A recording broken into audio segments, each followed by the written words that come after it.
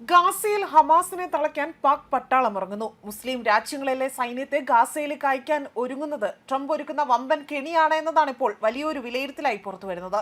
പാകിസ്ഥാൻ സൈനിക മേധാവി അസീം മുനീറാണ് ഇതിനായി തന്നെ ചുക്കാൻ പിടിക്കുന്നത്. തന്റെ മൂന്നാമത്തെ US യാത്രയ്ക്ക് ഒരുങ്ങുന്ന അസീം മുനീർ ആകട്ടെ പാകിസ്ഥാനെതിരെ അല്ലെങ്കിൽ അവിടുത്തെ പാകിസ്ഥാൻകാരെ വഞ്ചിക്കുന്ന ഒരു കരാറിലാണ് ഇപ്പോൾ ഒപ്പുവയ്ക്കാൻ പോകുന്നത് എന്നതാണ് മറ്റൊരു വിലയിരുത്തലായി പുറത്തുവരുന്നത്.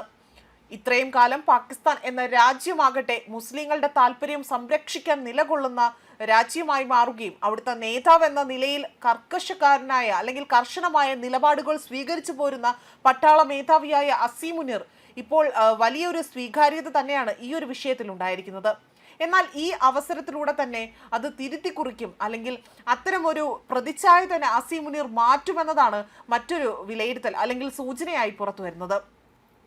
മാത്രമല്ല അവിടുത്തെ പാകിസ്ഥാൻ ജനതയെ തന്നെ വഞ്ചിക്കുന്നതിന് തുല്യമായ പ്രവൃത്തിയാണ് അസീം മുനീർ ചെയ്യാൻ പോകുന്നത്.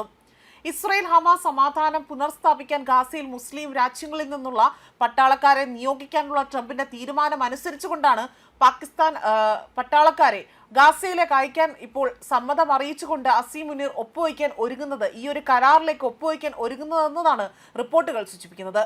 ഗാസയിലെ ഹമാസിനെ പോലെയും അവരെ നിലയ്ക്ക് നിർത്തേണ്ട ഉത്തരവാദിത്തം പാക് പട്ടാളക്കാർക്ക് ഏറ്റെടുക്കേണ്ടി വരുമെന്നതാണ് വലിയൊരു കാര്യം.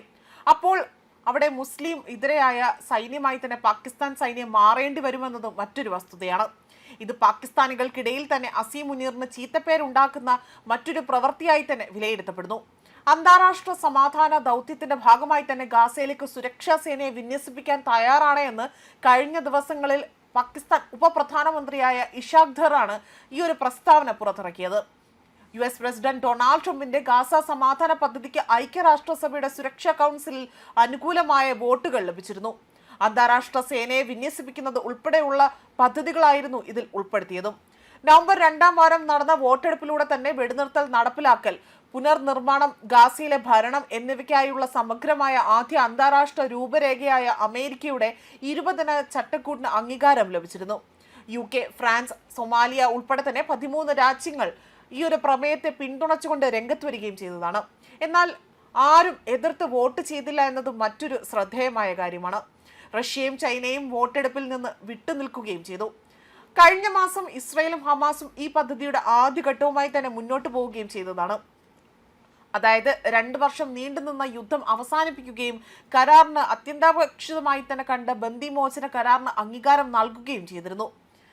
കഴിഞ്ഞ ആ ദിവസങ്ങളിൽ നടന്ന വോട്ടെടുപ്പോട് കൂടി തന്നെ ഈ രൂപരേഖ നിർദ്ദേശത്തിൽ നിന്ന് അംഗീകൃത ഉത്തരവാദിയായി മാറുകയും ഒരു ഇടക്കാല അതോറിറ്റിക്കായുള്ള സാധ്യത വർദ്ധിപ്പിക്കുകയും ചെയ്തിരുന്നു. കൗൺസിലിന്റെ പ്രമേയം ട്രംപിന്റെ രൂപരേഖ ഉൾക്കൊള്ളുകയും പുനർനിർമ്മാണത്തിന് നേതൃത്വം നൽകുവാനും ഗാസയുടെ സാമ്പത്തിക സ്ഥിരതയ്ക്ക് മാർഗനിർദ്ദേശം നൽകുവാനും ഉദ്ദേശിക്കുന്ന ഇടക്കാല ബോർഡ് അത് രൂപീകരിക്കുകയും അംഗരാജ്യങ്ങളെ ഇതിനായി തന്നെ, അതായത് ഇതിലെ UN അംഗരാജ്യങ്ങളെ ഇതിലേക്ക് ചേരാനായി തന്നെ ക്ഷണിക്കുകയും ചെയ്തിരുന്നു.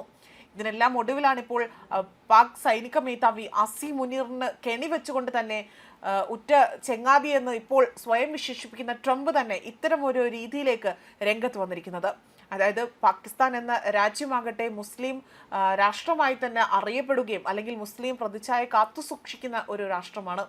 ഇവർ മുസ്ലിം എതരമായി തന്നെ അവിടെ ഹമാസിന് എതിരെ പോരാടേണ്ടി വരുന്നത് പാകിസ്ഥാനികൾക്കും അതുപോലെ അസീം മുനീറിനും വലിയ നാണക്കേട് ഉണ്ടാക്കുമോ എന്നതാണ് മറ്റൊരു ചോദ്യമായി തന്നെ വിലയിരുത്തപ്പെടുന്നത്. ന്യൂസ് ഡെസ്ക് കർമ്മ ന്യൂസ്.